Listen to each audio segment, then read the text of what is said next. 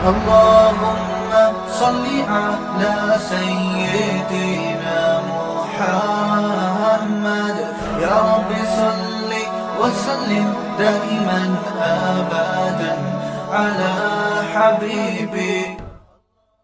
Tension کی دو قسمیں ہیں. ایک ٹینشن وہ ہے جو آج جتنی ہے کل اس سے زیادہ, پرسوں سے زیادہ, اس سے انسان ڈپریشن میں جاتا ہے. اور ایک ٹینشن وہ ہے کہ ادھر ٹینشن ہوئی لیکن ساتھ میں وہاں سے تھپکی ملی, پھر ٹینشن ہوئی پھر ساتھ میں تھپکی ملی.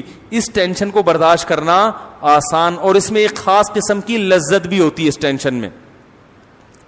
وہ لذت ہوتی ہے امید کی کہ بھائی ٹینشن تو ہے مگر مستقبل میرا اچھا ہے, اللہ کی محبت ملے گی. ضمیر مطمئن رہتا ہے انسان کا کہ میں صحیح سمت پہ جا رہا ہوں.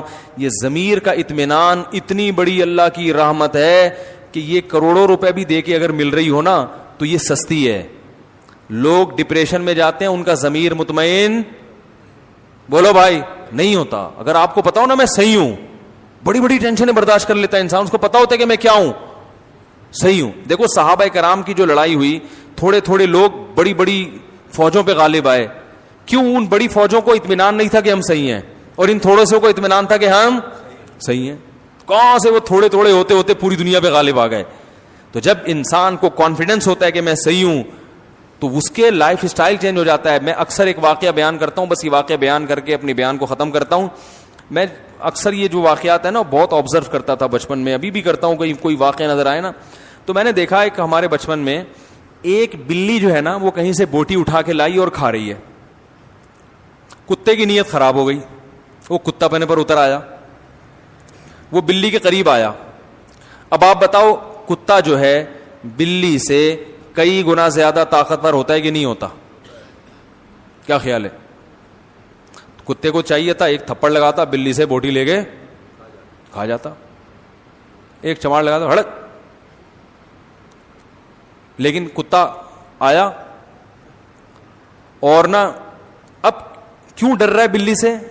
کتے کو یہ احساس ہے کہ رائٹ میرا یہ لے کر آئی ہے, لیکن ہے تو کتا بنا نا, لالچ تو ہے اس میں. اب وہ آگے کھڑا ہوا ہے, ایسے قریب آ رہا ہے نا یوں کر کے, اور بلی کی دم پھول رہی ہے, اسٹائل چینج ہو رہا ہے, آنکھوں کی بناوٹ چینج, اور بوٹی کھانے کو اتنا فوکس نہیں کر رہی جتنا بوٹی بچانے کی فکر اس کو زیادہ ہے. اب میں نے دیکھ رہا ہوں کہ وہ جناب کتا آیا اور یوں نا ڈرتا ڈرتا, حالانکہ کتے کو جب غصہ آتا ہے وہ تو ایسی کی تیسی کر دے بلی کی بھائی, لیکن کتا گھبرا رہا ہے, قریب آ رہا ہے, بلی کی دم پھولتی جا رہی ہے, کتا پھر بھی ہمت کر رہا ہے اور اپنے آپ کو بھائی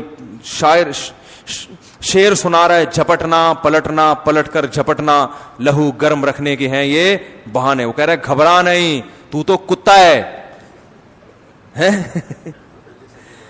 بلی سے کیوں ڈر رہا ہے؟ ڈر بھی رہا ہے اندر اندر, لیکن تھوڑا تھوڑا آہستہ آہستہ جب اپنے باڈی کو دیکھتا ہے, اپنے جو ہے نا اپنے کتے ہونے کا احساس اس کو ہوتا ہے, تو کہتا ہے بھائی تو کیسے ڈر رہی ہے, تو تیری بےزتی ہو جائے گی, اور بھوک بھی لگ رہی ہے. قریب بھی آ رہا ہے اور بلی کی دم پھولتی جا رہی ہے, لیکن بلی پیچھے نہیں ہٹ رہی. اب دیکھو یہاں بلی کمزور ہے, کتا طاقتور ہے, مگر فتح کس کی ہو رہی ہے؟ بلی کی. یہاں تک کہ جب کتا بالکل بوٹی کے قریب پہنچ گیا, بلی نے رکھ کے چماٹ لگایا ہے اس کے, ایسے چپیٹ مارا ہے نا اس کے منہ پہ, وہ جو غراتا ہوا بھاگا ہے کتا. میں نے کہا یار کاش اس دور میں یوٹیوب ہوتا نا, میں اس کی ویڈیو بنا کے ضرور ڈالتا, اپنے چینل پہ ڈالتا. لوگ کہتے ہیں یہ مفتی صاحب کے بیانات ہو رہے ہیں, یہ کتے بلی کی باتیں. میں کہتا کتے بلی کی باتیں نہیں, ہمارے بیان میں کتے بلی کی ویڈیو بھی آئے گی, ویڈیو چلا دیتا ہوں. یہ کانفیڈنس بلی میں جو پیدا ہوا ہے, کس نے پیدا کیا؟ کہ میں حق پر ہوں, میرا حق ہے. اور کتے کو جو شکست ہوئی ہے اس کو غصہ ہی نہیں آ رہا, وہ لانا بھی چاہ رہا ہے, غیرت اپنے آپ کو دلا رہا ہے, جھوٹی موٹی کی غیرت, مگر وہ پیدا نہیں ہو رہی. کیوں نہیں ہو رہی بھائی؟ اس لیے نہیں ہو رہی, اس کو پتا ہے کہ میں غلطی پر ہوں. تو انسان میں تو یہ احساس کتے بلی سے کئی گنا زیادہ ہے, کیونکہ اللہ کا شکر ہے انسان کتے نہیں ہے, انسان تو انسان ہے. تو وہ چاہے وہ کیسے ہی کتے پنے پہ آ جائے نا, اس کو یہ احساس رہتا ہے کہ یہ انسانوں والا کام نہیں ہے. اس کا ضمیر اس کو ملامت کرتا ہے, اندر سے ٹارچر کرتا ہے اس کو. جو لوگ بھی گناہوں والی زندگی گزارتے ہیں ان کی طبیعت میں اطمینان نہیں ہوتا, وہ ٹینشن برداشت ہی نہیں کر پاتے. اور آپ جب حق پر ہوتے ہو تو پھر آپ کو تسلی ملتی ہے اللہ کی طرف سے, آپ کا ضمیر بھی آپ کو تسلیاں دیتا ہے. یہ چیز اتنی بڑی نعمت ہے, اتنی بڑی نعمت ہے کہ اگر لوگوں کو اس نعمت کا اندازہ ہو جائے تو کروڑ یہ نعمتیں بازار میں بکنا شروع ہو جائے نا, اربوں روپے بھی اس کی قیمت کم ہے. یہی تو سب کچھ ہے انسان کے لیے. تو یہ اللہ کی بڑی نعمت ہے. اس لیے میرے بھائی جتنے گناہ ہے نا اپنی زندگی سے آہستہ آہستہ نکال دیں. اور اللہ کا دین اس میں نرمی ہے مگر لچک نہیں ہے. یہ بڑی مسٹیک ہوتی ہے لوگوں سے, لچک کو نرمی سمجھ لیتے ہیں اور نرمی کو لچک. مثلا نرمی بہت ہے, آپ فرض نماز کھڑے ہو کر نہیں پڑھ سکتے, اسلام نے کہا بیٹھ کے پڑھ لو. کیا خیال ہے؟ وضو کا پانی نہیں ہے, تیمم کر لو. وضو نقصان پہنچائے گا, غسل سے مر جائیں گے, سردی ہے, تیمم کر لو. یہ لچک ہے کیونکہ اللہ غفور رحیم ہے. لوگ اس کا مطلب سمجھتے ہیں کہ بھائی اس کا مطلب ہے اللہ تعالیٰ بہت رعایت دے رہا ہے, لہذا بیماری میں اگر چھوڑ دی جائے تو اللہ کیا ہے؟ غفور. نا نا نا, چھوڑنے کی ذات نہیں ہے بھائی. کیا آپ کہیں کہ چلو اللہ غفور, سفر ہے ایکچولی ابھی تھکاوٹ ہے تو اگلے ٹائم پہ پڑھ لیں گے؟ نا نا نا بھائی, اس کی اجازت نہیں ہے. جتنی آسانی اللہ نے دینی تھی دے دی, اب اس میں لچک نہیں رکھی ہے, فلیکسیبلٹی نہیں ہے اس میں. اب یہ آپ کو کرنا پڑے گا, کچھ بھی ہو جائے, زمین آسمان ادھر سے ادھر ہو جائے, میدان جہاد میں گھوڑے کی پشت پہ ہو, توپیں چل رہی ہیں, جان کا خطرہ ہے, نماز آپ کو, تبھی تو قرآن نے میدان جنگ میں بھی نماز کا طریقہ بیان کیا. اجازت نہیں ہے آپ کو چھوڑنے کی. روزے میں اللہ نے حکم دے دیا, بیماری میں بھی چھوڑ سکتے ہو, سفر میں بھی, یہ اللہ کی طرف سے آسانی. لیکن لچک نہیں ہے کہ اب آپ اپنی طرف سے اس میں کچھ کر لیں کہ یار چینجنگ, اصل میں ایکچولی آج گرمی بہت ہے, کل میرا پیپر بھی ہے, ایگزام بھی ہے, تو اب میں روزہ سردیوں میں رکھ لوں گا. نا نا نا بھائی, دو آسانی اللہ نے پیدا کر دی, تیسری پیدا کرنے کی آپ کو اجازت نہیں ہے.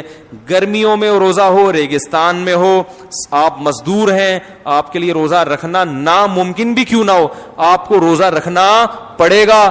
جب آپ کو جان کا خطرہ ہو تو روزہ توڑ دیں, چھوڑنے کی اجازت نہیں ہے. اس لیے رمضان کا روزہ صرف بیمار چھوڑ سکتا ہے اور مسافر. تمام فقہا کا اتفاق ہے کہ رمضان کا روزہ گرمی میں کنواں کھودنے والا مزدور نہیں چھوڑ سکتا. آج ہم نے اپنی طرف سے جو ہے نا بہت ساری چیزوں میں لوگوں کو کیا دینا شروع کر دی ہے, مذہب کا بیڑا غرق کر دیا ہے. جاب مل رہی ہے, باس کی طرف سے نماز کی اجازت نہیں ہے, جاب جائز نہیں آپ کے لیے. نماز جہاں جہاں چھوڑنا جائز تھا وہ اللہ نے بتا دیا, اور یہ بتا دیا کہ جائز کہیں بھی نہیں ہے نماز کے اوپر, یہ بتا دیا. آپ کہہ سکتے ہیں کہاں کا چھوڑنا جائز ہے ہمیں بتاؤ, اللہ نے بتا دیا کہیں بھی چھوڑنا جائز نہیں ہے, پڑھنی پڑے گی, سوائے اس کے یا تو بے ہوش ہو جاؤ, ہوش ہی نہ ہو, ایسی کنڈیشن ہو تو ایک الگ بات ہے. تو آج پردہ کرنا پڑے گا عورت کو.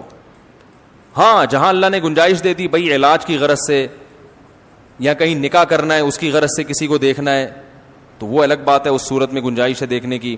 یا اور جو شریعت کے جہاں گنجائش تھی وہاں تو ہے. آپ کہیں کہ نہیں جی ایکچولی مجھے جاب کرنی ہے تو میں پردہ نہیں کر سکتی, مجھے گرمی بہت لگتی ہے, ایکچولی پسینہ بہت آتا ہے تو میں موٹے کپڑے نہیں پہن سکتی, آپ کو اس کی اجازت بولو نا بھائی نہیں ہے. اسی طرح یاد رکھو, حقوق العباد میں بھی اپنی لاجکیں پیش کر کے لوگوں کا حق نہ مارا کرو. کسی کے گھر جانا ہوا, میرا ایک بڑی عمر کی خاتون ہے بیچاری, ان کے گھر میں گیا تو بیوہ ہیں وہ,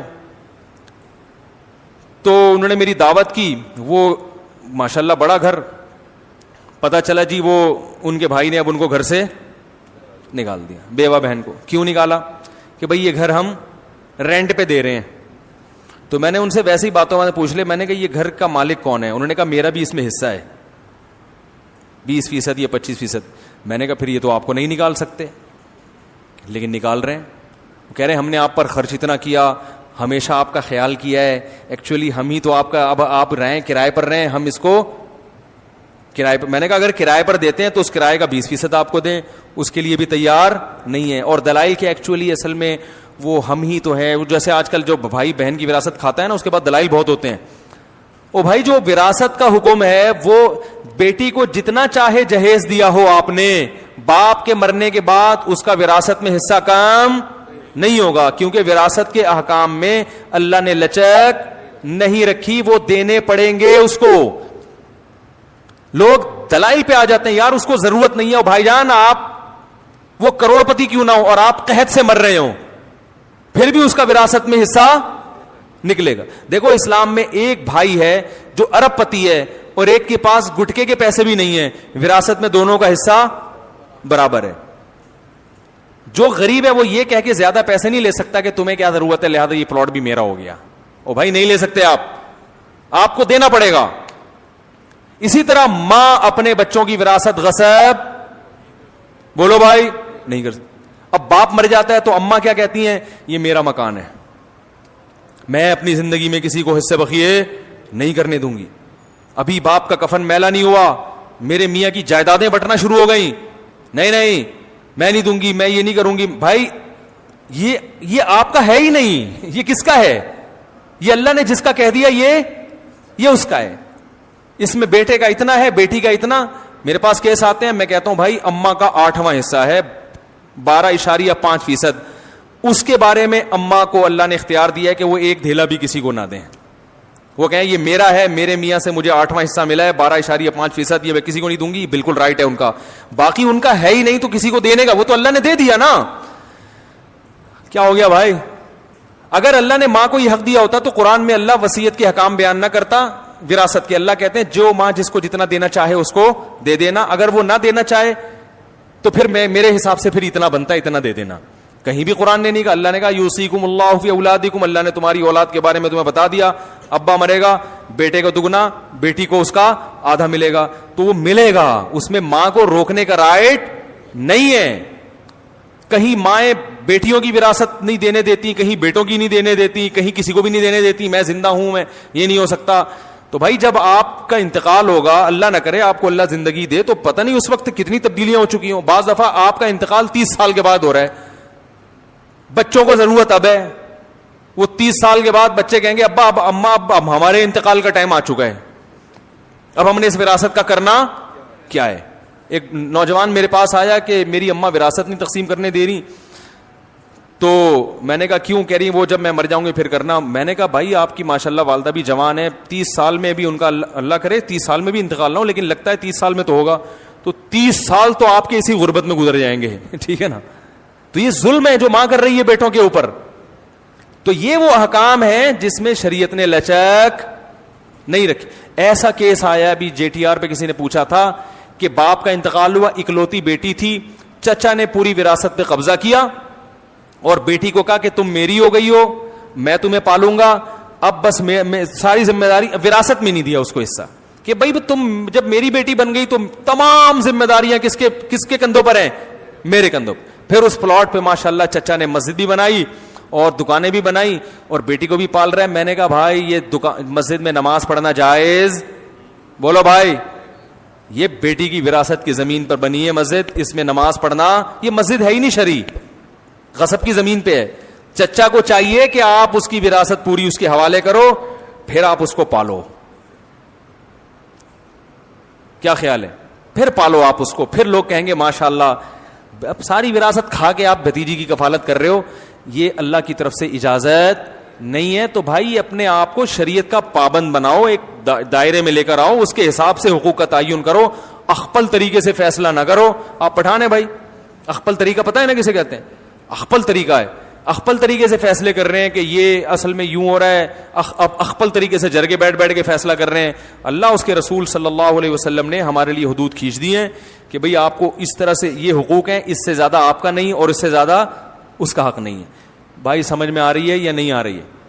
ایک خاتون کی نا ٹھیک ٹھاک جائیداد ہے, ان کے میاں اس سے کہہ رہے ہیں وہ مجھے دے دو کیونکہ میں بھی تو تمہارا ہی ہوں, میں بھی کیا ہوں تمہارا. تو یہ وہ اپنی بیوی سے کہہ رہے ہیں ہمارا تمہارا کچھ نہیں ہوتا اسلام میں, ہمارا تمہارا کچھ نہیں ہوتا, مجھے دے دو ہم دونوں مل کے انشاءاللہ. تو میں نے ان سے کہا بھائی ویسے تو آپ کے میاں دینا چاہیں تو پوری جائیداد دے دیں, لیکن یہ کوئی طریقہ ساڑھی عقلچ آ نہیں رہا. بھائی آپ کا ہے تو آپ کے ابا کی وراثت ملی ہے, اپنے نام رکھو. میاں سے بولو بھائی اگر اللہ نہ کرے تم غریب ہو گئے, تمہارا کوئی حالت خراب ہو گئے تو ٹھیک ہے, جیسے محلے پڑوس والوں کی مدد کرنا جب اسلام کا حکم ہے تو میاں کی مدد کرنا تو اور زیادہ ثواب ہے اس میں, تو ہم انشاءاللہ آپ کی ہیلپ کریں گے. ٹھیک ہے نا. کبھی راشن ہم ڈلوا لیں گے, کبھی انڈے ہماری طرف سے آ جائیں گے, مرغی کے انڈے, اور کبھی جناب وہ گوشت ہم لے آیا کریں گے. آپ جب تک بے روزگار پھرو گے ہم آپ کی ہیلپ کریں گے. لیکن اگر ہمیں اندازہ ہو گیا کہ آپ اس ہیلپ کی وجہ سے بے روزگار ہیں ٹھیک ہے نا, تو اسی وقت ہماری طرف سے ہیلپ, کیونکہ بعض دفعہ جب بیگم کھلا رہی ہوتی ہے تو پھر میاں چوڑا ہو جاتا ہے, وہ پھر بالکل ہی اپاہج ہو جاتا ہے, تو اس میں ہم کہتے ہیں کہ بھائی پھر ہیلپ ویلپ نہیں کرو. ہاں وہ اپنی ذمہ داری پوری کر رہا ہو, پھر غریب ہے تو پھر ضرور ہیلپ کرنی چاہیے.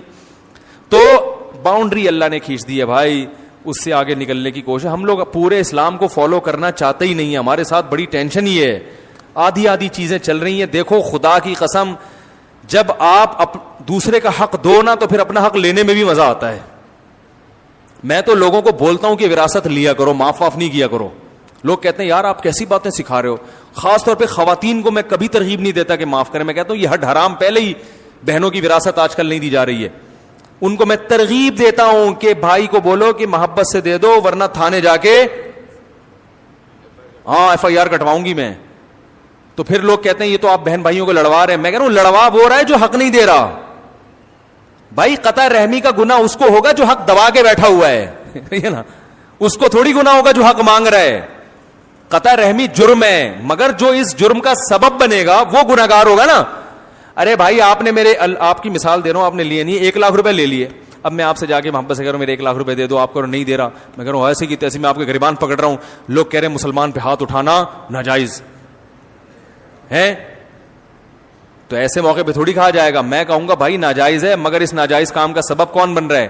یہ بندہ پیسے کھا کے بیٹھا ہوا ہے, اس کو گناہ ملے گا. لوگ دونوں کو ملامت کر رہے ہوتے ہیں. تو قطع رحمی حرام ہے, مگر جو قطع رحمی کا سبب بنتا ہے وہ اس کو گناہ ملے گا. جو سبب نہیں بن رہا وہ تو اپنا حق لے رہا ہے نا, اس کو تھوڑی گناہ ملے گا. تو جب بھی بہن بھائی سے وراثت مانگتی ہے, بھائی یہ تانا دیتے ہیں کہ بہن بھائیوں کے رشتے کو کیا دراڑیں قائم کی جا رہی ہیں پلاٹوں کے چکر میں.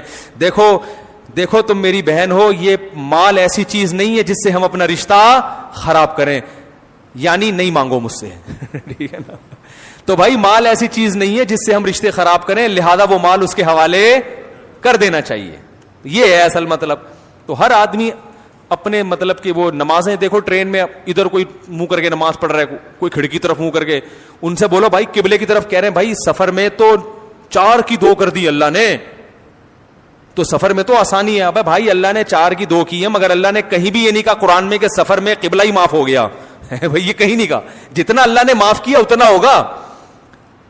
اللہ نے یہ کہا کہ سفر میں بغیر وضو پڑھ لو.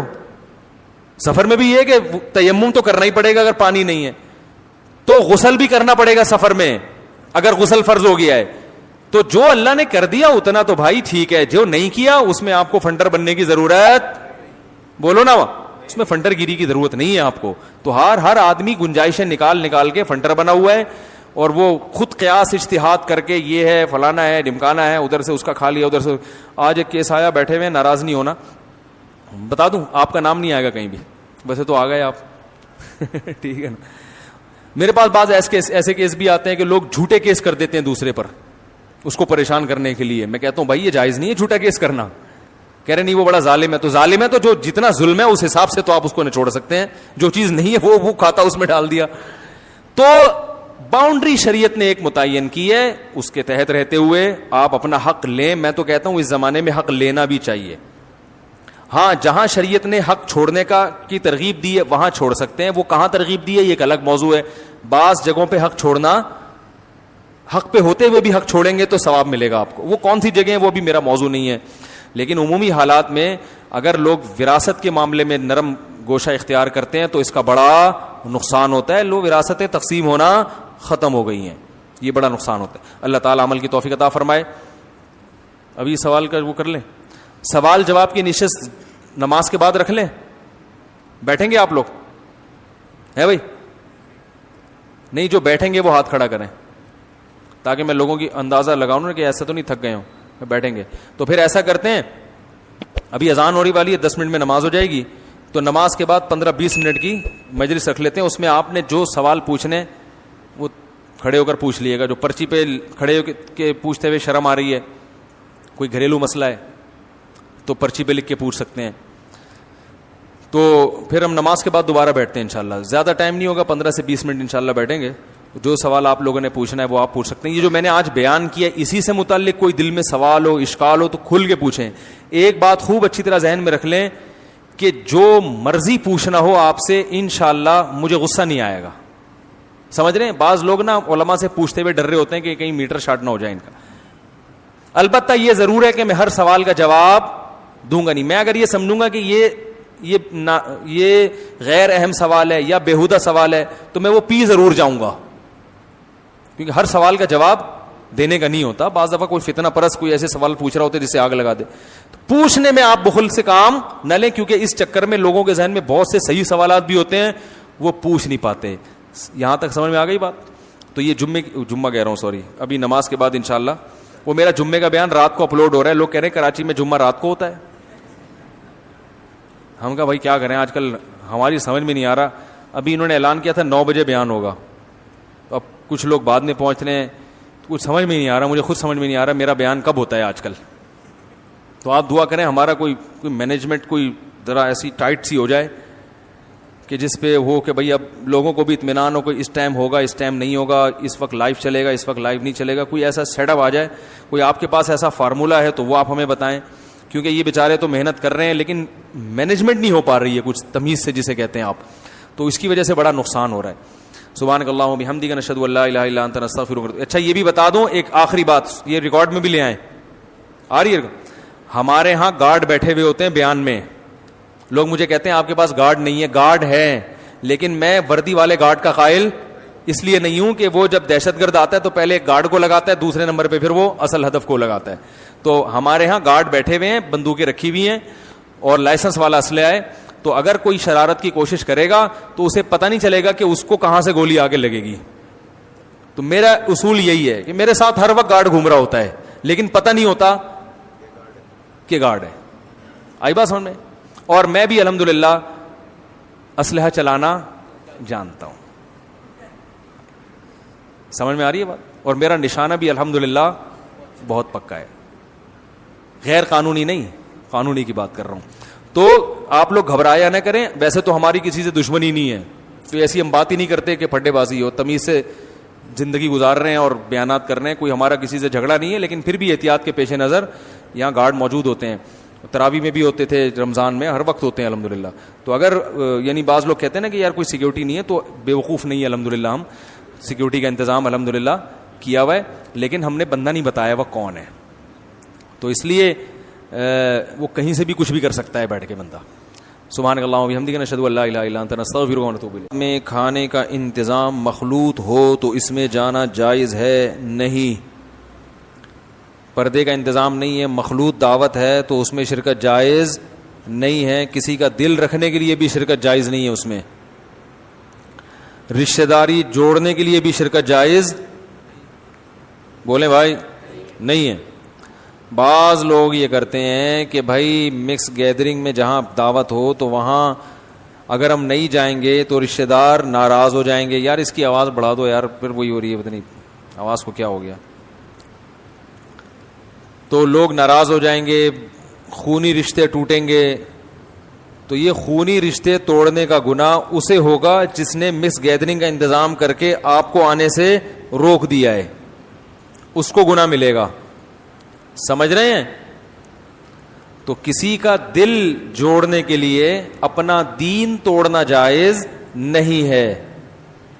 سب سے پہلے اللہ اور اس کے رسول کے احکام ہیں, اس کے بعد ابا اماں, بچے, بیوی, بھائی, بہن, یہ سب اس کے بعد ہیں. تو بھائی ان کو بھی تو رشتہ داری جوڑنے کا خیال ہونا چاہیے نا. ان کو پتہ ہے جب یہ شرکت نہیں کرتا تو ہم مس گیدرنگ نہ کریں, ہم الگ الگ انتظام کر لیں. لوگ آ کے کہتے ہیں کہ بھائی ہم نے تو بہت کوشش کر لی مگر وہ سیپریٹ انتظام کرنے کے لیے تیار نہیں ہے, اور بہت میں نے دھمکیاں بھی دے دی, میں نے یہ بھی کہہ دیا کہ میں نہیں آؤں گا, مگر وہ انتظام نہیں کر رہے. تو میں نے کہا پھر نہیں جائیں. کہنے وہ ہمیں کہہ رہے ہیں کہ تمہیں رشتہ داروں کا خیال نہیں آتا, تم شادی میں نہیں آ رہے, تم دعوت میں نہیں آ رہے. تو آپ ان کو بولے, میں نے کہا کہ آپ ان سے کہیں کہ تم گناہ پہ اتنے ڈھیٹ ہو کہ تمہارا سگا بھائی شادی میں نہیں آ رہا لیکن تم اس کو منانے کے لیے بھی گناہ چھوڑنے کے لیے تیار نہیں ہو. تم اتنا ڈھیٹ پنا دکھا رہے ہو کہ تمہارے رشتے ٹوٹ رہے ہیں مگر تم پھر بھی اللہ کی بغاوت کر رہے ہو. تو غلط بات پہ جب تم اتنے ڈھیٹ ہو تو میں صحیح بات پہ اس سے زیادہ ہمت دکھاؤں گا. ہٹو بچوں، ہو گیا کہ نہیں ہو گیا؟ میں صحیح بات پہ اس سے زیادہ ہمت دکھاؤں گا. نہیں آؤں گا ایسی کی تیسی جو مرضی کرنا ہے کرو. بے دین آدمی اپنی بے دینی پہ بڑی استقامت دکھاتا ہے.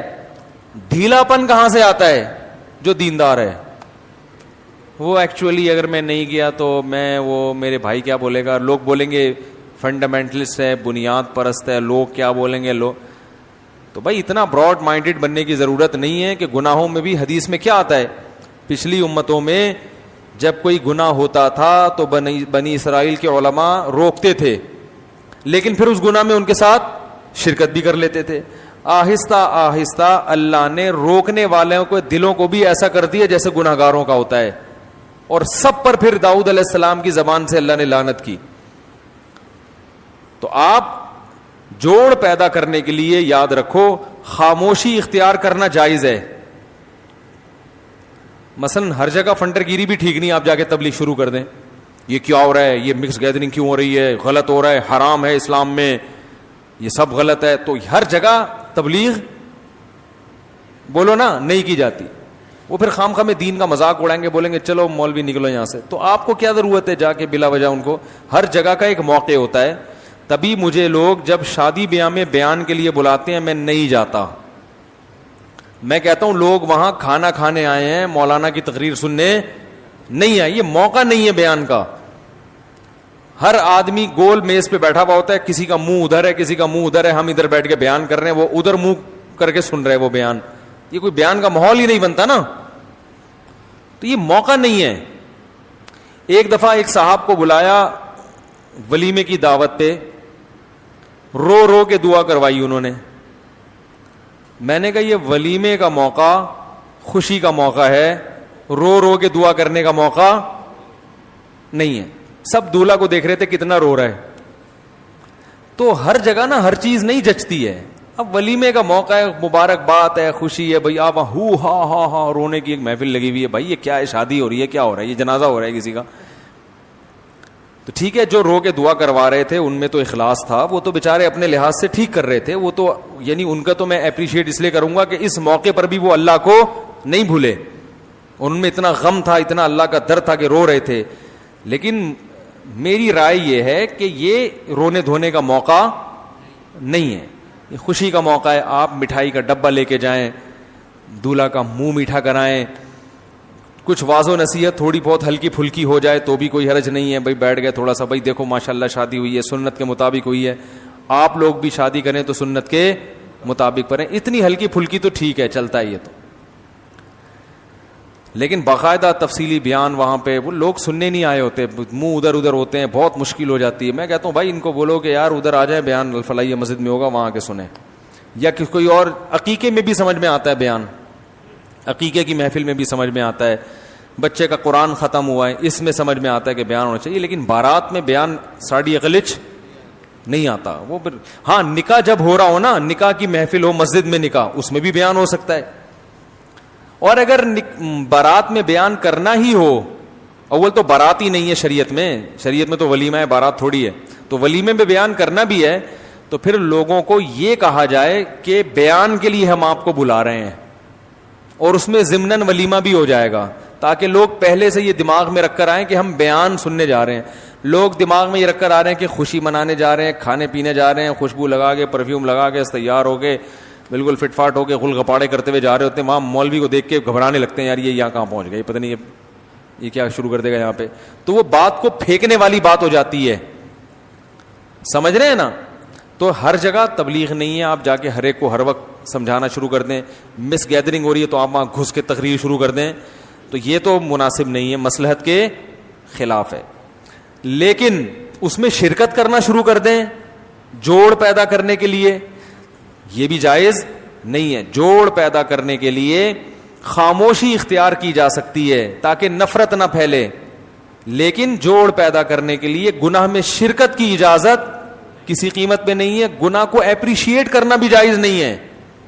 مثلا آپ جوڑ پیدا کرنے کے لیے چلے گئے, کہیں مکس گیدرنگ ہو رہی ہے, آپ کہیں یار ٹھیک ہے یار یہ بھی ٹھیک ہے, کوئی اتنا بڑا مسئلہ نہیں ہے, اللہ غفور رحیم ہے, بخشے جاؤ گے, کوئی تاکہ وہ دل ان کے قریب ہو جائیں. تو دل قریب کرنے کے لیے غلط باتیں کہاں سے جائز ہو گئی بھائی؟ غلط بیانی سے کام لینا کہاں سے جائز ہو گیا؟ اللہ نے کب کہا ہے کہ میں معاف کر دوں؟ خاموشی اختیار کر لو, لیکن غلط بات میں کسی کو اپریشیٹ مت کرو, اس کی شریعت میں اجازت نہیں ہے. یہ حدود ہیں شریعت کی.